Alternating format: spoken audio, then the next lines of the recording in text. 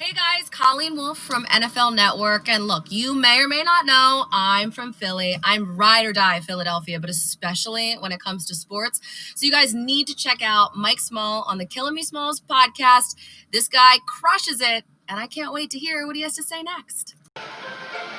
You're killing me, Smallz!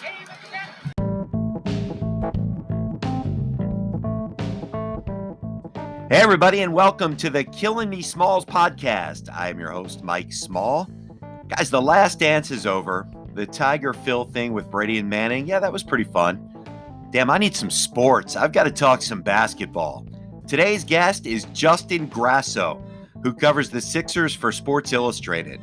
Justin and I will go through it all. Is Brett Brown the right coach? What are the players actually like behind the scenes? And how would the Sixers do in the playoffs against likely first-round opponent, the Boston Celtics? The Killin' Me Smallz podcast is brought to you by Kobe Fryer, who is always fryered up to help you with all of your car needs. Give him a shout, 609-706-2101. Tell him you heard about him on the Killin' Me Smallz podcast. Kobe is your car guy.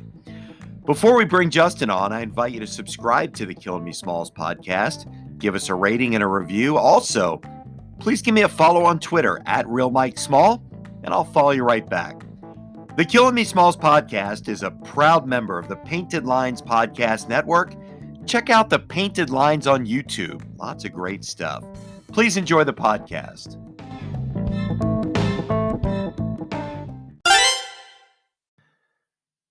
All right, let's welcome Justin Grasso to the Killin' Me Smallz podcast. Justin, welcome aboard. Hey, Mike, how you doing? It's good to have you here, man. Congratulations on the job with Sports Illustrated. Been following you for a while. And unfortunately for you, you get over to Sports Illustrated covering the Sixers and the NBA, and you get a couple of good months in, and all of a sudden you get COVID-19. That's it's got to be a challenge for you. Yeah, it's definitely not the greatest start to covering the Sixers full time, but I mean, it's, there's still stuff to talk about. There's still plenty to write about. So fortunately, I'm still going. No, you've been pumping out some good articles. I've really enjoyed following you. And, always some trade scenarios. No matter what, you can't cover the NBA without some good trade scenarios. But I'll tell you, the thing that's driving me crazy as a fan, just waiting for this to come back, is all the different scenarios. I mean, you go on Twitter and Woj and Shams are constantly tweeting about, is it going to be in Florida in a bubble? Is it going to be Vegas? And what is this? I don't know about you, but I can't take it anymore. Just make a decision. Yeah, I mean, it's definitely tough because, there's so many options out there because before Vegas and Orlando were the two key spots. I mean, there were a bunch of other places. Atlantic City was one of them. You even said the Bahamas. Houston was a big one, like last week. Yeah. But I think at this point, it seems like Disney World definitely got the upper hand, even over Vegas. So the Sixers are the team that we're interested in here on this podcast, and I know that's what you cover for Sports Illustrated. Any idea? We keep hearing rumors about, is Joel Embiid going in and working out, and how's Ben Simmons back? Any idea what we could expect from this team if they came back in the next couple weeks? It's such a hard question because it really is. I know. We see how good they are at home. I mean, they were phenomenal this year. They were beating teams. They were beating good teams by a big margin, and then on the road, it's just completely different. And even leading up to the suspension of the season, the players still had no idea what is different about playing on the road and playing at home. Obviously, we know, the crowd is a factor, but is it really that big of a factor? So it's got to be like a mental thing at that point. I know injuries played a part this entire season, and it was unfortunate that, Embiid gets hurt and then he comes back and Simmons gets hurt. So it's just there's a bunch of things that go into it, but I mean, coming back and playing without fans it definitely makes the Sixers the biggest mystery team of the playoffs during this, bubble city idea or whatever it may be. It's insane because, were you on that Zoom call last week with Brett Brown? I was, yes. And he's saying the right things. He's got to defend himself, and he's saying this team is built for the playoffs. And what else is he gonna say? But do you think we would Right. really get a fair representation of what this team actually is? Because in my opinion, there needs to be some changes to the team if they don't come through, which is fairly obvious. But I'm one of those in the minority that actually believes in Al Horford on the Sixers and thinks that he was hurt for a lot of the season. And I'm also of the opinion that Simmons and Embiid can play together, and it just needs to be figured out. So, where do you stand on that? Well, so I agree with your second point. I do believe Simmons and Embiid are good. These are young players. Obviously, the spacing thing is an issue. Yeah. That's real. Simmons, I think the whole thing with him shooting or not shooting is overblown for sure. But everyone realizes it's somewhat of an issue, and he has to, start to shoot a little bit more just to kind of help his team out. But as far as Al Horford goes, the fit is very awkward with them three on the floor together. I think it was just one game where they had him come off the bench, and it might have been the Clippers game back before the All-Star break. And that looks phenomenal. I mean, that's probably my favorite game this year because just everyone looked so good. And even Horford coming off the bench, I didn't think it wasn't that big of a deal because he was still getting, the same amount of minutes he normally would. He was just, coming in a different rotation. So I think if they could utilize that in the playoffs, they could be in good shape. But obviously it goes back to, well, are we going to see the road Sixers? Are we going to see the home Sixers? Now, Elton Brand talked about it a few weeks ago. We were on a conference call with him. And, he related it to obviously a practice playing in the bubble city. And, he's a former player, so he can tell you, well, practices get intense. And he knows how well Joel Embiid can play in practice because I don't know if you heard the story, but he blew him up in practice one time with a dunk, threw him to the wall. So, I mean, these guys practice hard. It's just, can they do that with other teams? That's the biggest question. And unfortunately, we're not going to get the best sample size in the playoffs because, it's just different circumstances. But I definitely agree with you. If the Sixers can't get over that second round hump, some changes might need to be made. Well, we'll get into that in a minute, but I just want to go back to your point. I agree with you about Horford coming off the bench. My point about Horford is I don't think he's washed, and I don't think that I don't think it was a terrible move to sign him. I think the way that he's been used was terrible. I don't think he's a starting four in between Simmons, Embiid, and Tobias and Richardson. I think that was to your point before the All-Star break, that was the perfect role. Coming off the bench, playing a lot of minutes at the 5, playing some at the 4, and really being I guess their sixth man when you think about it. And I think it was yeah, go ahead. I was agreeing with you saying, I definitely don't think he's washed by any means. I think that's just that's just like a common excuse for everybody. Although, they do have him shooting way more threes than he should be shooting. But yeah, it's definitely like a use issue, I think. The guy can still play.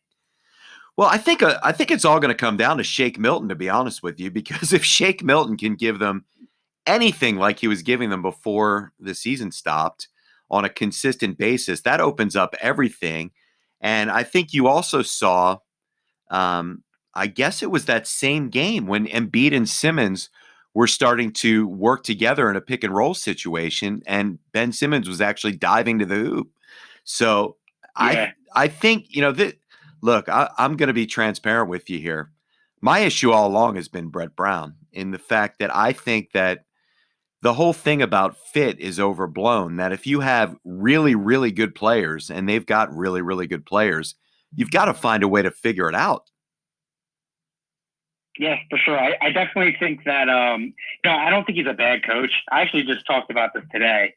If the Sixers do move forward without Brett Brown, he's not going to have a hard time getting a job. Teams will jump right on him. I just think at this point, his message is very, I guess I'd say, like growing stale in the locker room. His star player won't even listen to him, get called out. He calls out Ben Simmons for not shooting, and then we go months without seeing Ben Simmons shoot. Right. And then Brett Brown has to step up and say, yeah, I failed and whatnot. Well, don't you think you should do something to not fail at that? So I do think that there's definitely his message is growing stale in the locker room. And I think at some point we're going to realize, the Sixers need to make a coaching change. I think so too. And look, it's where there's smoke, there's fire. And did you read the Yaron Weitzman book, Tanking to the Top? I actually just finished it last week. Yeah, I thought he did a really good job with it. I read it in 3 days, actually, probably 2.5. And I thought it was really, really good. And, there were several signs where the lack of player respect towards Brett Brown was signified. There's the Jimmy Butler interview with J.J. Redick. There's multiple Jimmy Butler things. But, the fact that Embiid is never in shape, the fact that Simmons won't take the threes after he calls him out, there's just a lot of smoke there that tells you that I think Brett Brown's a good guy. I think he's been great for the culture. He's really good with the media, but he's just not the guy that can get this done, in my opinion. Yeah, I could agree with that. I definitely think that he kind of caters to the stars, which I totally get. This isn't like a college program. You can't just, yell at guys and they'll go do their job. You have to be a little more sensitive with, NBA stars and whatnot. But I mean, you can't stunt the growth of Joel Embiid or Ben Simmons. You have to kind of put them in their place. And even, I don't know if you read the Jackie McMullen piece, ESPN, a few weeks ago. I did, yep. She said that, Ben's, I think it was his high school coach. Was his favorite coach because he yells at him and he gets on him about stuff. And obviously we're not seeing that with Brett Brown. So if Ben Simmons prefers a coach who's going to kind of, get on a player and yell at them, then Brett Brown is not the guy to develop Simmons then, because clearly whatever he's doing is not working. There's so many other factors at play. I mean, if you watch The Last Dance, you saw that Phil Jackson really controlled things. Aside from a few Dennis Rodman moments, he really had things under control. I'm not sure there's that alpha dog anymore. I mean, I don't know if, you've got Greg Popovich, Pat Riley doesn't coach anymore. I'm not sure there's that guy that everybody would bow down to and say, coach says this, I'll do whatever it is. I don't know if there's that guy out there. So in lieu of that, I don't even know what kind, what do you think would be the right kind of guy to replace Brett Brown with if they made that decision? Yeah, I mean, that's a really tough question. I think,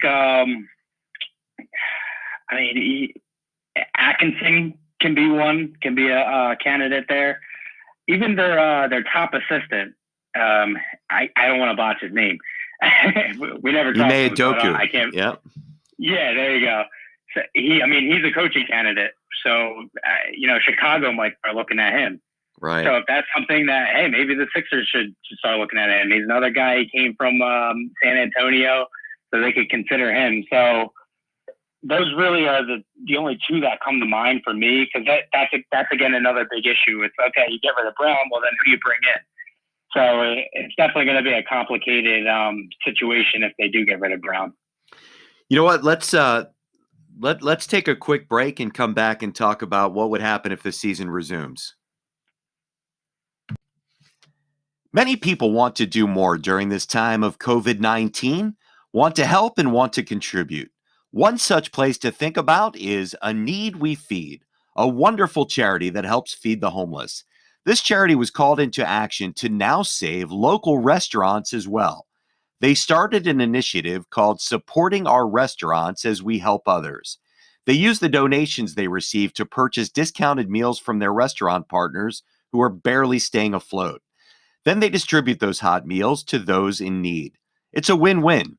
They are now being asked to provide 800 meals a week to Big Brothers Big Sisters, children and families, our veterans in distress, our homebound seniors, homeless teens, frontline workers, and our emergency families in need.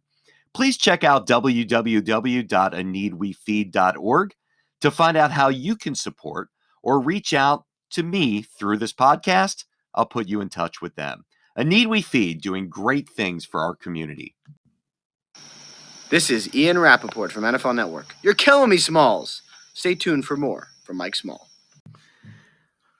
All right, Justin. So before the break, we were talking about the Sixers and if they made a coaching change and what the future could be. But we've got a here and now scenario. And it looks like through every one of these playoff scenarios, it looks like the Sixers would match up against Boston most likely, unless they decided to go back to a regular season. And then, things could change with, moving past Indiana or what have you. But the Sixers took 3 out of 4 from the Celtics. And, they seem to match up really well with them. The Celtics really don't seem to have an answer to the Sixers inside game. What are your thoughts if they got together? I think I like the odds for the Sixers. Obviously, I have to go back to what team are we going to see. But I definitely think that, we saw firsthand this year, the Sixers stole 3 games from Boston. Obviously, the last game kind of leaves a bad taste in your mouth because they got smoked. But I definitely think that the Sixers could be, I don't want to say happy that they get Boston in the first round, but that's definitely an opponent that, is better for them, I think, matchup-wise. The concern that I have is when I've looked back, and I'm kind of a nerd, so I look at things like this. I remember when the NFL went on strike in I think it was 1982, and I remember the Miami Dolphins stayed together and practiced, and the Redskins kind of stayed together and practiced, and those teams were kind of, intact, not a lot of changes from the year before, and they ended up in the Super Bowl. And then you look at some of the other teams and other strikes in baseball and in hockey where teams have been kind of together for a long time and they seem to do better. And with the Sixers, there's been nothing but change and chemistry experiments. That would be the biggest concern for me. Right. Yeah, I thought that was actually maybe one of the biggest concerns last year is because, they get Tobias Harris like midway through the year. And, they kind of have him playing a role that's, slightly different than what he was used to. And he just was not shooting well at all by the time the playoffs came around. He really struggled in some games against Toronto. And then obviously, Jimmy Butler kind of had to take a bit of a back seat because, he's surrounded by 2 stars that the game runs through. And then this year you got, no Jimmy Butler, and now you bring in Glenn Robinson III and Alec Burks to try and, take this team over the top. So I definitely think that, trying to just gain team chemistry on the fly like this is really tough for a team. And I definitely think that, that's been a bit of an issue the last 2 years, and that could be an issue this year in the playoffs. But I just think that as long as the team's healthy, I think that they'll still do well enough to put up a fight against Boston in the first round. The elephant in the room is what we talked about before, which is the coaching matchup. And I think you'd have to give the edge to Boston for sure. And, that's a team that's been, they've got 3 young stars in plus Kemba Walker, actually. And they've been together for a little while. So that the chemistry part of it is the part that has me most concerned. Yeah, I mean, it's definitely something to think about, especially because, the Sixers had their injury issues this year too. Like Joel Embiid misses games, Ben Simmons misses games, even Al Horford missed a few. So it's definitely something that's concerning because, they couldn't really experiment with the lineups as much as they wanted to. Like the whole bringing Al Horford off the bench only lasted, a couple games, if that. So I definitely see the concerns there. But again, I just go back to Philly had success against Boston this year. It's a good matchup. And, Boston does have stars that are a problem for the Sixers, but I think that the Sixers will be happy to get Boston in the first round. Let's transition a little bit. I'm interested from your perspective. You're a young guy who's had a lot of early success in the media, and definitely you do a great job. And I want to make sure you tell everybody how they can follow you.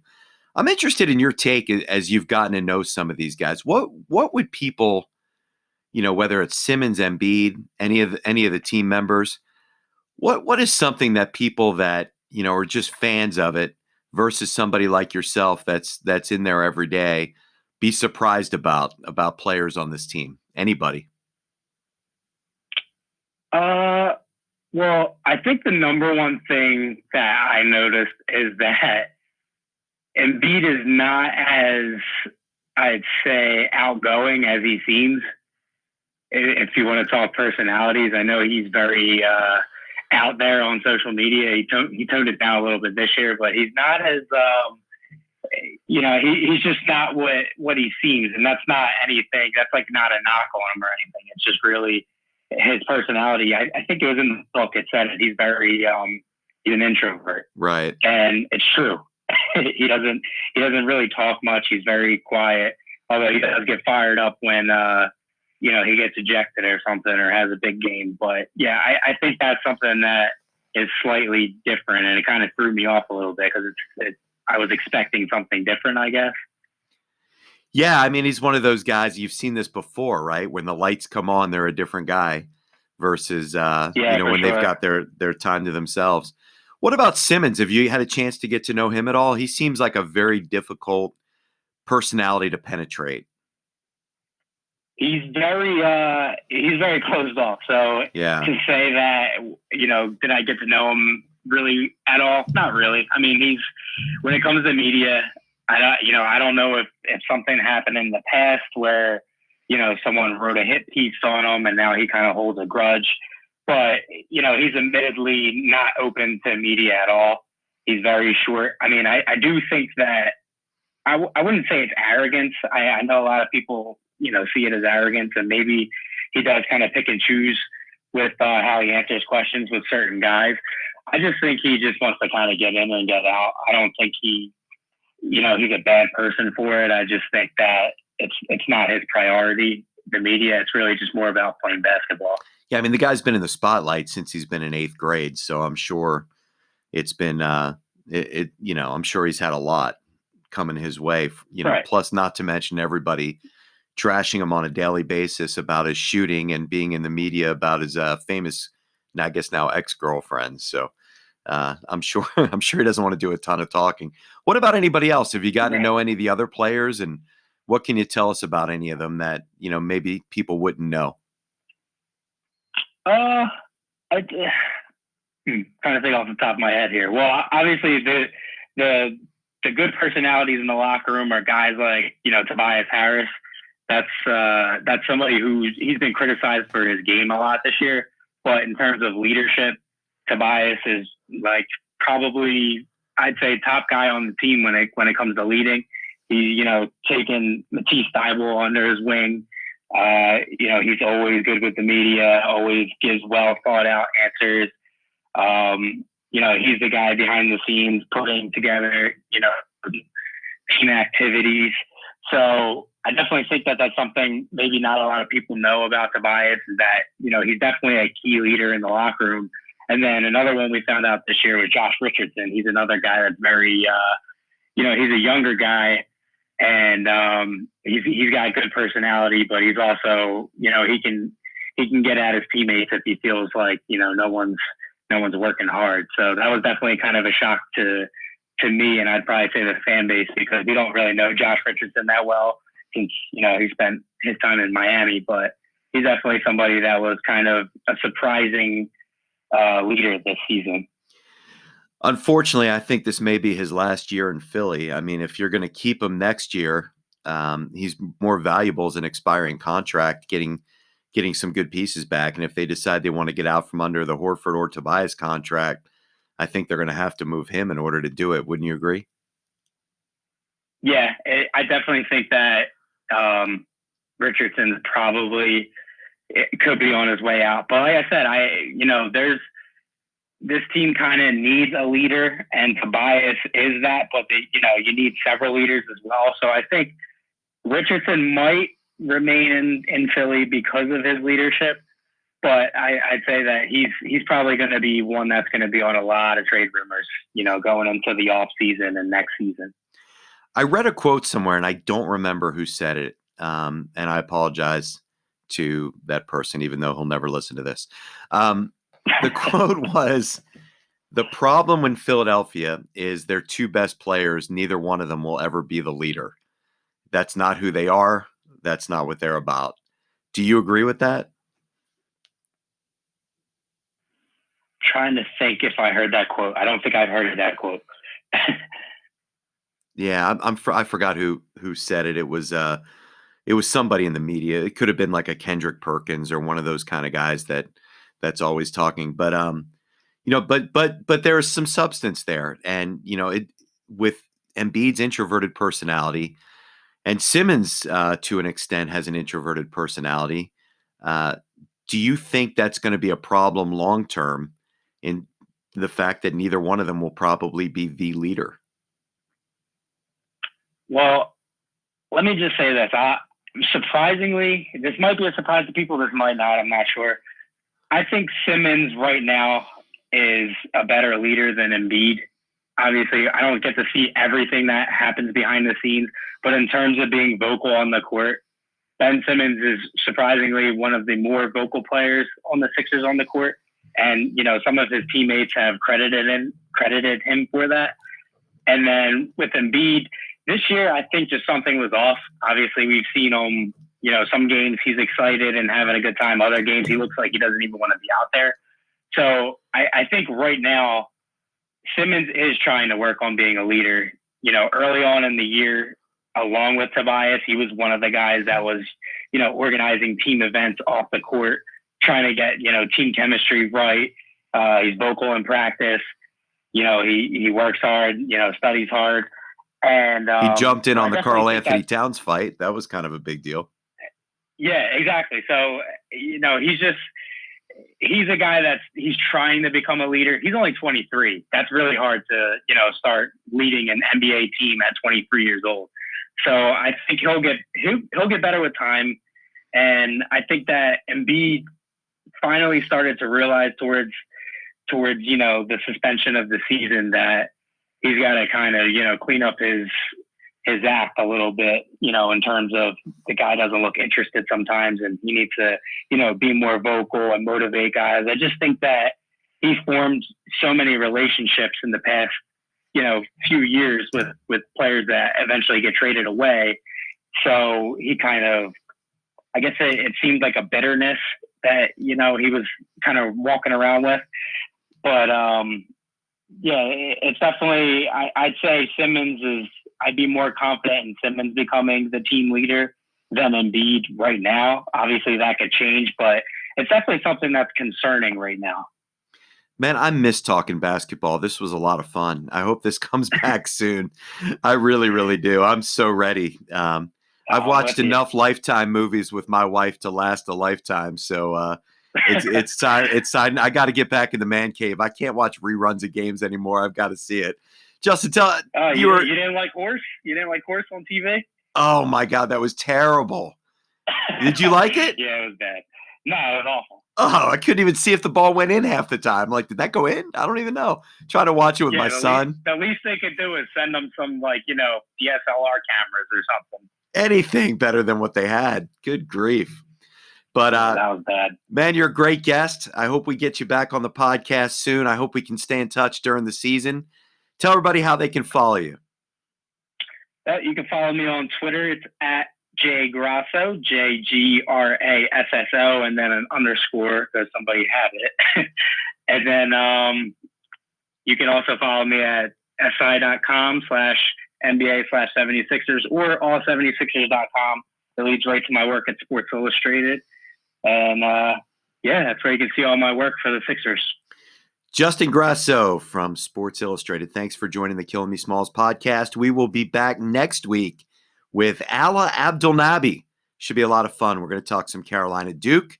We're going to talk some Sixers and The Last Dance. And people don't realize this. He was on the bench during the Shrug game when Portland was playing against Chicago in the NBA Finals. So we'll get into that next week. Thanks, everybody. We'll talk to you soon.